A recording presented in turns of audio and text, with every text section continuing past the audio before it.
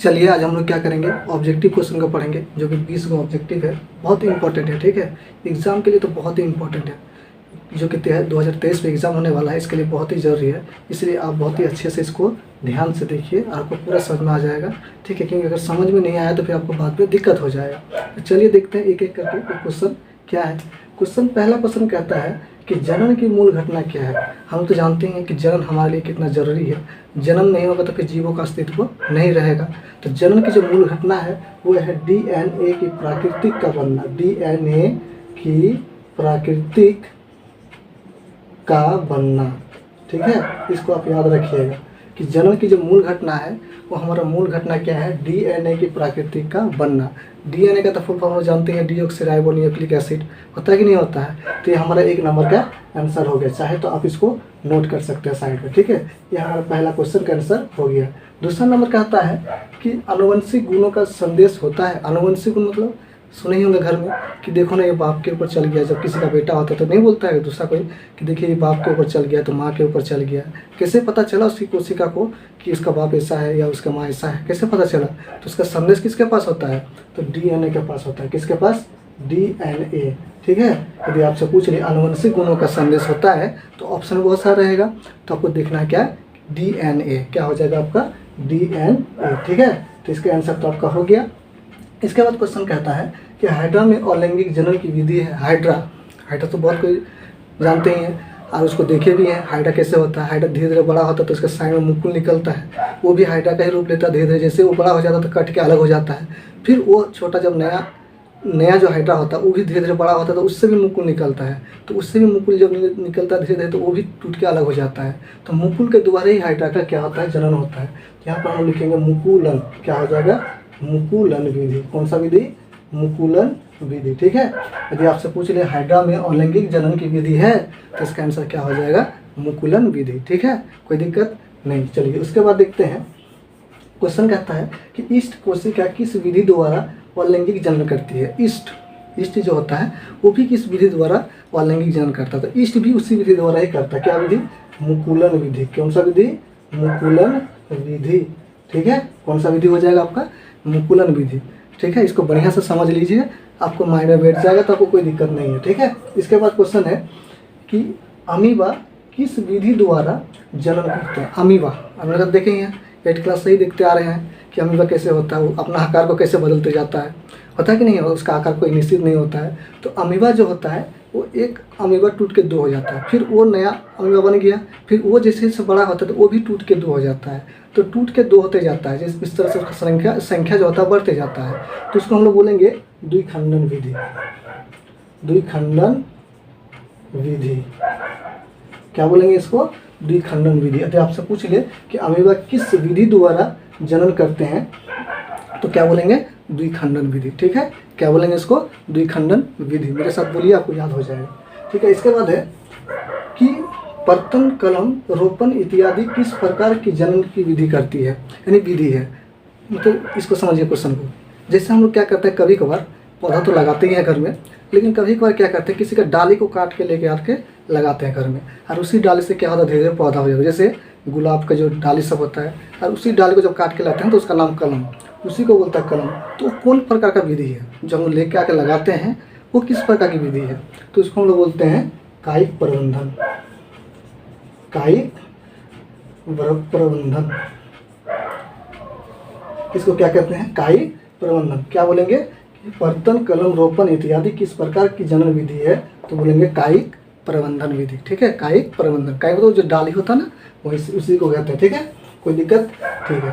अब देखिए बोलता ब्रायोफिल्म किस भाग द्वारा जनन करता है। ब्रायोफिल्म छोटा से पढ़ते आ रहे हैं। पत्थर चट्टा जो होता है ना, पत्थर चट्टा, किसी के पेट में अगर पथरी हो जाता है तो उसको पीस के, उसकी पत्ती को पीस के पिलाया जाता है, ताकि वो क्या होता है कि उस पत्ती के द्वारा कभी कभार पत्थर क्या होता है, छोटा रहता तो पिघल जाता है, तो फिर ख़त्म हो जाता है, इसीलिए इसको कभी कभार पत्थर चट्टा का पत्ता भी बोला जाता है, ठीक है। तो उसी को बोलते हैं ब्रायोफिल्म। तो बोलते ब्रायोफिल्म जो होता है ना, वो किस भाग द्वारा जनन करता है। तो ब्रायोफिल्म का जो पत्ता है ना, उसको अगर कहीं गिरा के रख देंगे और उसको सही वातावरण, पानी अगर मिल जाए तो उसी पत्ता से पौधा हो जाता है। तो नहीं, एक्चुअली क्या बोलेंगे इसका आंसर कि पत्ती से ही जनन करते। किससे? पत्ती से। इस पत्ती के भाग द्वारा क्या करता है? जनन की क्या है? जन्म करता है, ठीक है। तो इसका आंसर क्या हो जाएगा, पत्ती। ध्यान दीजिए, इसको समझ जाइए, ठीक है। इसके बाद क्वेश्चन है कि पुष्प का सबसे बाहरी भाग को क्या कहते हैं। पुष्प मतलब फूल, फूल का जो सबसे बाहरी वाला भाग है उसको क्या कहते हैं। तो पुष्प का जो सबसे बाहरी वाला भाग है ना, उसको हम लोग कहते हैं दलपुंज। क्या कहते हैं, दलपुंज। क्या कहते हैं उसको, दलपुंज। पुष्प का सबसे बाहरी वाला भाग जो होता है उसे हम लोग क्या कहते हैं, दलपुंज कहते हैं, ठीक है। इसको याद रखिएगा। इसके बाद है कि पुष्प विकसित अंडाशय क्या कहलाता है। सॉरी क्या कहता है, पूर्ण विकसित अंडाशय क्या कहलाता है। पूर्ण विकसित अंडाशय, अंडाशय जब पूरा विकसित हो जाता है ना तो उसको क्या कहते हैं, उसी के बारे में पूछा है। तो कहता है कि विकसित अंडाशय क्या कहलाता है। तो पूर्ण विकसित अंडाशय बोला है, तो पूर्ण विकसित अंडाशय जो होता है उसको हम लोग फल कहते हैं। क्या कहते हैं, फल। जैसे ही अंडाशय पूर्ण हो जाता है तो उसे हम लोग क्या कहते हैं, फल कहते हैं, ठीक है। कोई दिक्कत, ठीक है। इसके बाद कहता है कि परागकण का एक पुष्प से दूसरे पुष्प पर स्थानांतरित होना क्या कहलाता है। हम लोग जानते ही हैं, जैसे हम लोग भी जन्म करते हैं, जीव जंतु भी करता है, इस प्रकार पेड़ पौधा भी करते हैं, इस प्रकार पुष्प भी करता है, ठीक है।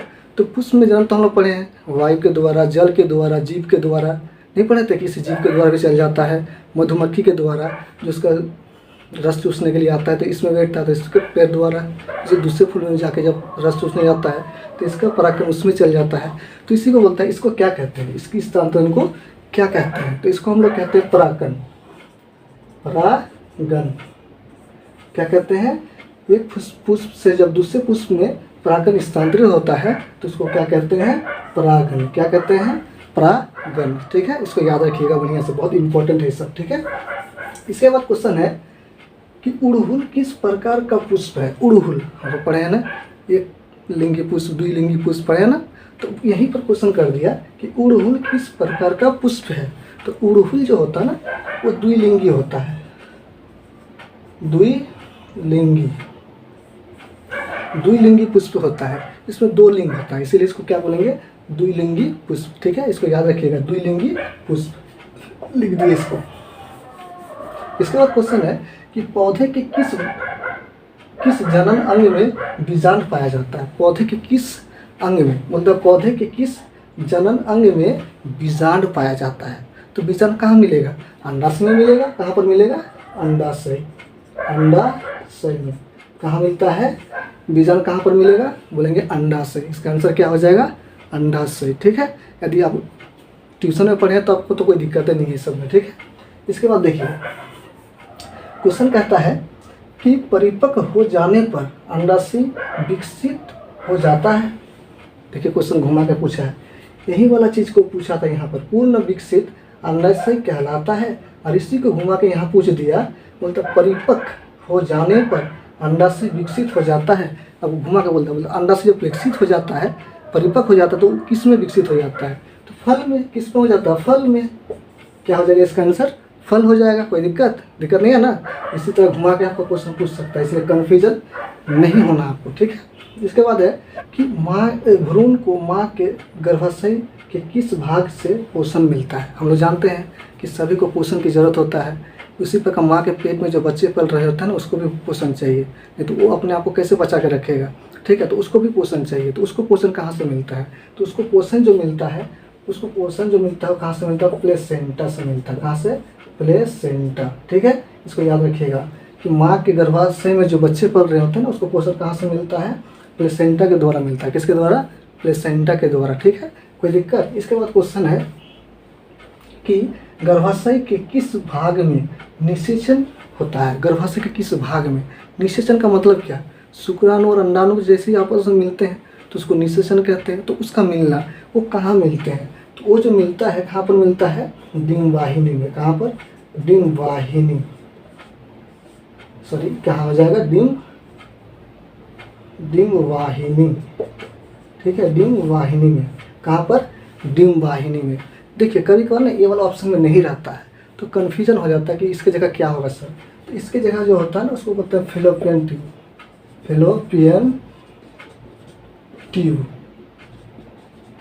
ये आपको ऑप्शन में देखने मिल जाएगा। अगर ये नहीं मिला तो आपको ये वाला मिल जाएगा। इसको इंग्लिश में कहते हैं, इसको हिंदी में कहते हैं, ठीक है। तो क्या बोले हम, डिंबवाहिनी, और इंग्लिश में बोलेंगे तो फेलोपियन ट्यूब, ठीक है। तो क्या होता है, निषेचन की क्रिया कहाँ पर होता है, डिम्बाहिनी या फिर फिलोपियन ट्यूब में। इसी प्रकार देखिए घुमा के यही वाला क्वेश्चन पूछ दिया कि मानव मादा में निषेचन कहाँ होता है, मानव मादा में निषेचन कहाँ होता है। अभी ये बोले निषेचन मतलब शुक्राणु अंडाणु का मिलना, तो कहाँ पर मिलेगा, वही डिम्बाहिनी और या फिर फिलोपियन ट्यूब, दोनों में जो भी ऑप्शन में रहेगा, कोई दिक्कत।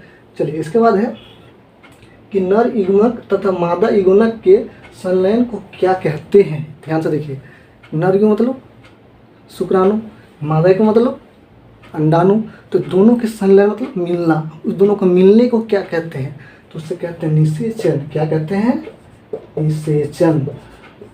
क्या कहते हैं, निषेचन। और निषेचन की क्रिया कहाँ पर बोले अभी, डिम्बाहिनी या फिर फिलोपियन ट्यूब में, ठीक है। वो दोनों वहीं पर जाके मिलते हैं, ठीक है। चलिए इसके बाद क्वेश्चन है कि एड्स रोग किसके कारण होता है। एड्स रोग बहुत बड़े हैं, जिस माता को एड्स होगा, अगर उसका स्तनपान अगर किसी संतान को कराया जाएगा तो उस संतान को भी एड्स होने का खतरा है, क्यों, होना ही है, ठीक है। तो लेकिन इसका पूछा है कि किस कारण, इसका कारण बताइए किस कारण से होता है।